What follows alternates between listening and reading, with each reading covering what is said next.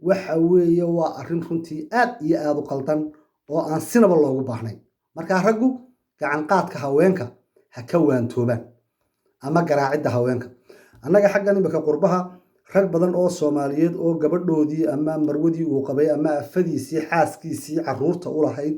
ee Ilaahay ubadka ka siiyay u tarantay waxa jira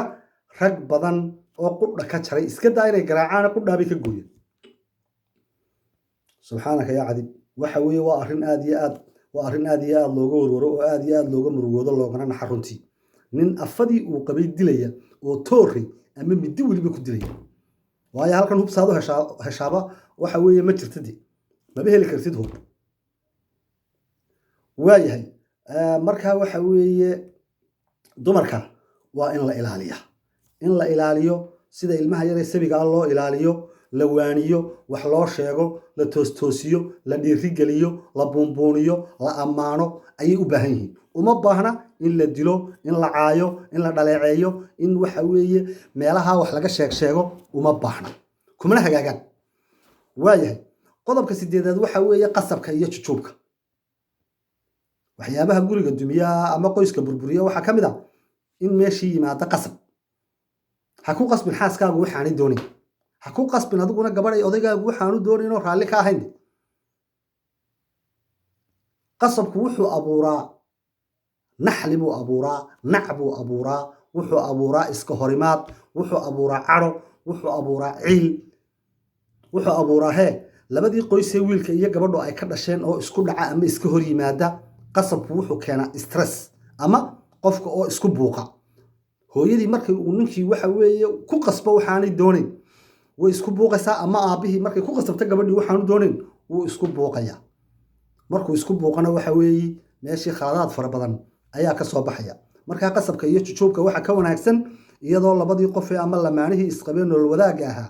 ay arrinka u dhaxeeya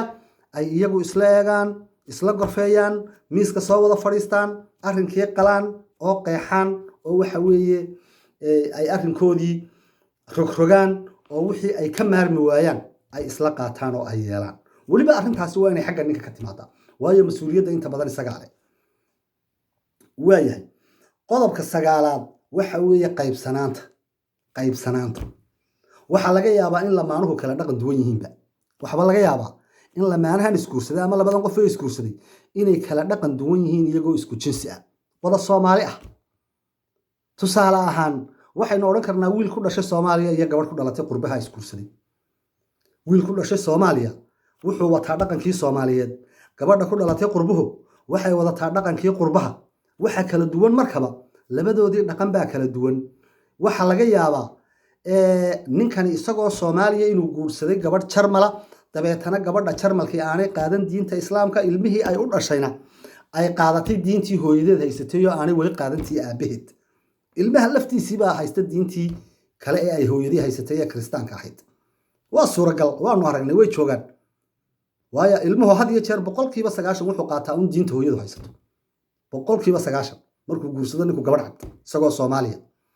way adag tahay sida uu hadii aanu marka hore gabadh cad islaamin oo aanu diinta soo gelin ilmahay u dhashay iyadoo kristana ilmahaasina kristan buu noqdaa marka labadii qof dhaqankoodii baa kala duwan diintoodii baa kala duwan caadooyinkoodii baa kala duwan xataa isku fakar maaha mentality-ga sida u fikirayaan xataa isku mid maaha isku aragti maaha qofkana bi'ad buu ku koray qofkaasina bi'ad gaar uu ku soo koray qofkana dhaqan buu ku soo koray qofkana dhaqan gaar uu ku koray waxa weeye qofkan wax badan bay diintiisu u xalaaleynaysaa kana wax badan bay diintiisu ka xaraameynaysaa wax badan oo ay tani ogoshahay baanay tani ogoleen meeshii waxa jira maadaama haddaba ninow aad og tahay in arrintaasi jirto oo gabadha aad sidaa ku gashay haddana waa isguursateen si kastaba ha ku yimaado guurkoodii way isguursadeen labadii qof guurkoodu si kastaba ha ku yimaadeen waxa la rabaa markaa in hawshaasi tixgelin iyo tanaasul buuxa ayaa xal u ah inay labadii qof istixgeliyaan oo qofba qofka kale u tanaasulo oo bini aadamnimada iyo jacaylkii la isku guursaday markii hore la qiimeeyo oo la eego ilaa labadan qof ciyaar isku may guursanay waxa weeye hanashada qalbiga gabadhuna waa qayb muhiim ah ninku waa in uu isku dayaa in uu gabadha qalbigeeda hanto ama uu kasbado waxay tiraa Soomaalidu hoostaada ha eegina baa la yiri hortaada hoosti eega baa la yiri hareeraha ma eego يعني waxa loo jeedaa ha u fiirsan gabadhaada ha hoosti eego hareerihiisa ma eega baa la yidhi waayahay waxa la doonayaa markaa insha allahu tacaala ha u fiirsan dhaliilaheeda gabadhaada dhaliilaheeda ha u fiirsanin tilmaan oo toostoosi ha ku diidin waxay jeceshahay ha waana inaad isku daydaa inaad hesho gabadhaada furaha qalbigeeda weynagay nidhi waa maxay nin kasta iyo gabadh kasta ama qof kastoo bini aadana furaha qalbigiisu waa adeegsiga ereyada fiican ee wanaagsan iyo waxa uu jecel yahay qofkaasi ee uu ka helo oo loo sheego ama lagu yiraahdo ama la siiyo qodobka tobnaad kaasina waa qodobka qaybsanaanta marka haddii qoyskii qaybsan yahay sidaa u qaybsan yahay oo wuxoodii oo dhammaan isku mid ahayn waa in ay jiraan waxan badan ee ay wadaagay waxay ku kala duwan yihiin waa intay meel iska dhigaan waa in ay wada ilaashadaan wixii ay wadaagayeen ee ahaa qoyska ilaa labadan qof qoys bay isugu yimaadeen waa lamaane waa nolol wadaag dadkoo dhan bay iska doorteen iyagaa is cajabiyey jacayl bay isku guursadeen xiisay isku guursadeen waka qodobka tobnaad waxa weeye qaylada iyo buuqa waa arrimaha burburiyo qoysaska Soomaaliyeed bay kow ka tahay qayladu waxa weeye qaylo xal maaha qorshe loo baahan yahay in la yimaado qayladu ma aha xal haday gabadhu qaylo badato looma baahna ninku inuu qaylo batana looma baahna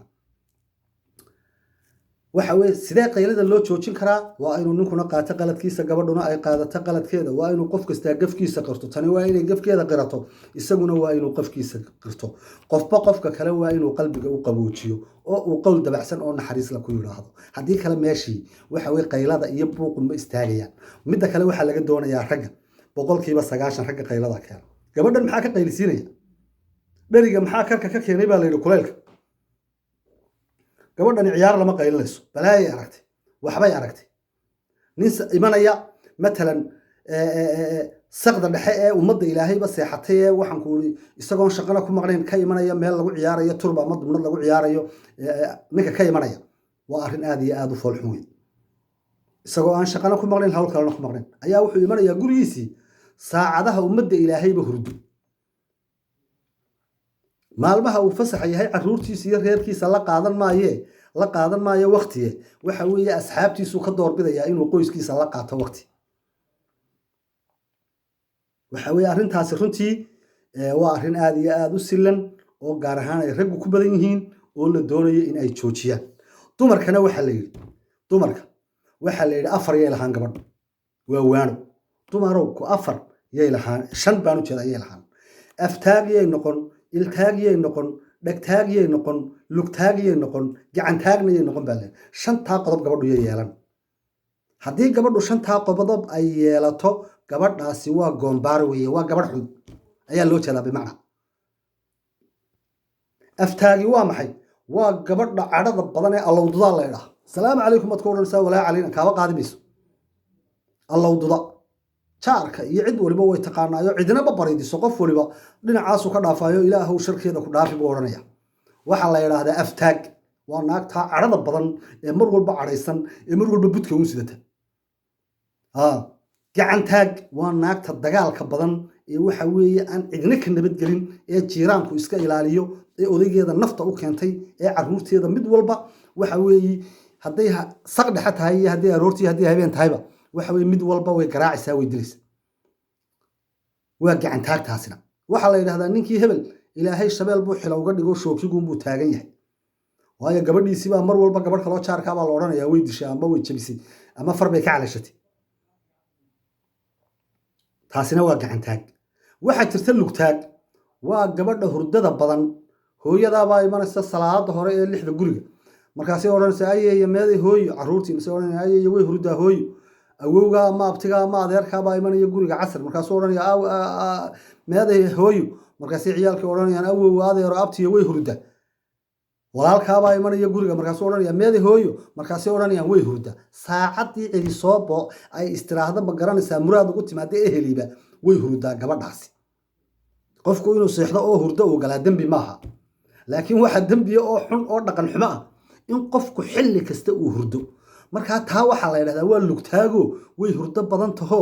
waxa weeye waa laga fiican yahay gabadha soomaaliduna berigii hore waxay odhan jireen markay dumarka sheegayaan raggana labaa u liita bay odhan jireen dumarkana labaa u liita ragga labaa u liito ciilkama kore iyo calooshii lacayaar baa u liita dumarkana labaa u liito cirteed bogato iyo casarkii seexata u liita bay dhah markaa sida runtaa waxa weeye noloshii hore ee raacatada ee soomaalida ahayd markii dadku xoolo dhaqatada ahaa may habboonayn in gabadhu ay seexato casarkii sidaasaa loo lahaa laakiin iminka noloshan casriga ah ee aynu ku jirno ee magaalooyinka dadkii uu soo degay dee waxa xun gabadha wareegaysata maalin oo dhan gabadha aqalkeeda iska seexataa dembi ma laha de waayahay waxa intaa raaca oo intaasi dheer qodobka 10aad qayladaas iyo buuqaas waxaynu aftaag waxaynu soo sheegnay gacantaag iyo lugtaag iyo iltaag baan sheegayaa iltaagi maxay tahay waa gabadha aan arkinba waxa iyada ilaahay iyo qoyskeeda siiye waxa reeraha kale iyo qolyaha kale ilaahay siiye un bay indhaha ku taagta TV-gay soo iibsadeen reer hebel maaragtay fadhigay soo dhigteen reer hebel maaragtay gurigay dhisteen reer hebel maaragtay gaarigu soo iibsaday hebel maaragtay waxaan iyada ilaahay siiye iyo qoyskeedaba uma muuqdaan iltaag baa la yidhaa taana dhegtaag waa gabadh waxa uu imanaysaa inan yar baa uu imanaysaa iyadoo gabadh weyn oo intaa soo caruura leh markaasay ku odhanaysaa miyaad ogtay waxa dhacay odaygeediyo siminaar burca u tagay maxaan ku dhahdaye meel ka mid a dee matalan gobollada soomaalida ayay odhanaysaa waxa weeye naamba isagaa siminaarba tegay waxa weeye gabadh buu ku qabaa meeshe warka inantaa yar u sheegtay iska qaadanaysa halis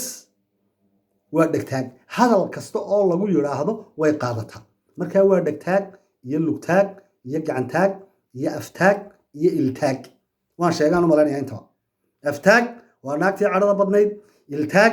waa naagta wixeedaba aan raga waxa alla siiyeyba aan raga waxa dadka kale u eegta dhegtaag waa gabadha hadal kasta oo loo sheega qaadata gacantaag waa tii dagaalka badnayd lugtaag waa tii hurdada badnayd shantaa astaamood waa in ay gabadha Soomaaliyeed meel ay joogtaba ay iska ilaalisaa waayo shantuba waxay ka mid yihiin waxyaabaha dhalinaya buuqa iyo qaylada guriga gabadha haddii shantaa laga waayo oo ay noqoto daahiyad gabadh marwe ah weeye gabadhana waxaa la yidhaahdaa waa inay cagteeda iyo codkeeduba gaabnaadaan baa la yidhiyo gabadhu waa inaanay ahaanin gabadh qaylo badan oo jiiraanku ay qaylo ku yaqaanaanoo marka gurigiina laga qayliyo la yidhahdo allama gurigii reer hebel baa ahaa kuwaa waa caadadoodi ceebtood maaha iska daa waa la yaqaanaaye waa mar subxaanalla weeye reer laleeyahay waanu naqaanaa reerkaasoo qaylada iyo isdilka iyo damdamta waanu ku naqaanaa waxa weeye waa masiibo adag weeye runtii waa arrin aad iyo aad u foolxun waxaan ku soo gabagabeynayaa qodobka 11aad wuxuu leeyahay qolka hurdada sababaha burburka qoysaska qurbaha ama qarankeeniiba ku nool waxa ka mid ah qolka hurdada waxaan uga jeedaa gogasha macnaheedu muxuu yahay waa laga yaabaa inaanay dhalinyaro fara badan ama dad fara badan oo Soomaaliyeed aanay fahmin ujeedada laga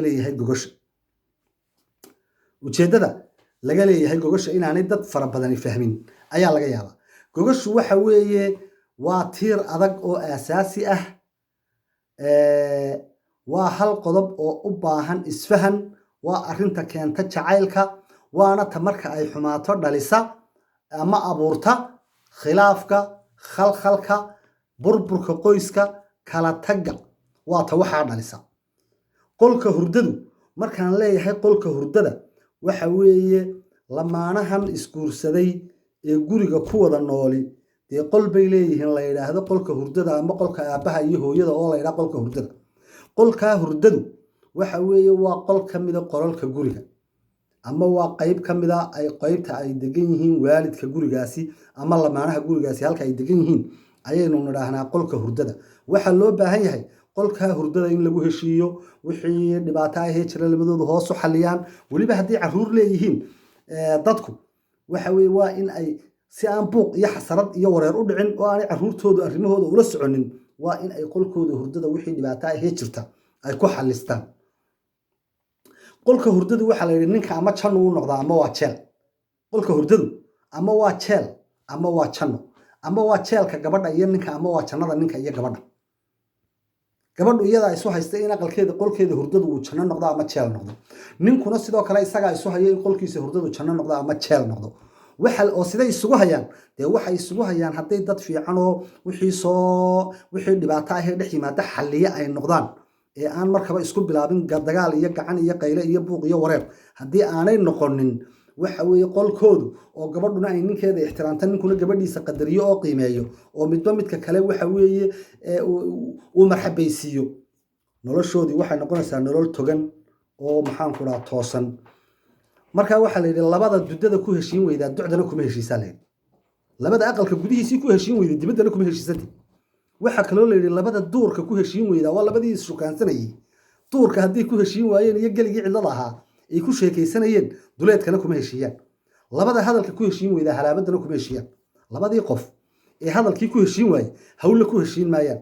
labada habeenkii heshiin waayaabaa la yidhi harkiina ma heshiiyaan dharaartiina ma heshiiyaan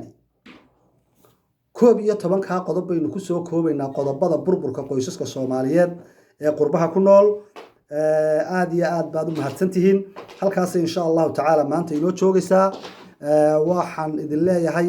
waa Cabdinaasir Dheeg Ciise oo idin leh sidaa iyo ismaqal dambe oo wanaagsan iyo isarag dambe oo wanaagsan insha Allah tacaala waxaan jecelahay in aynu barnaamijyo kale oo fara badan aynu isugu iman doono aad baad u mahadsantihiin